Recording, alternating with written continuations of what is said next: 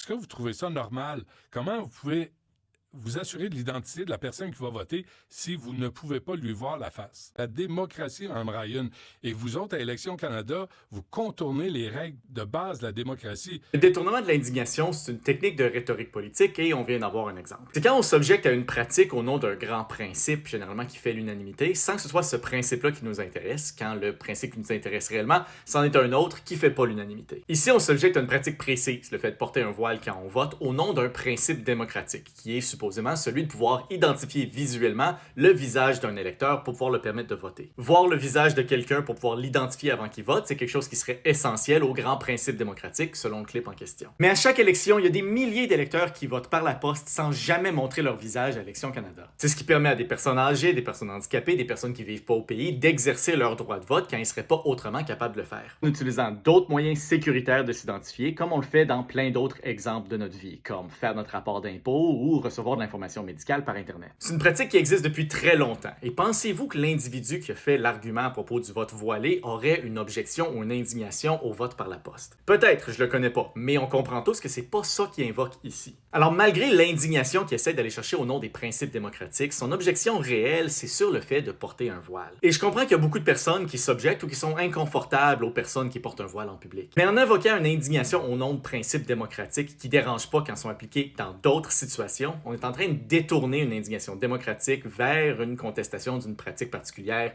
qui n'est pas en lien avec ça.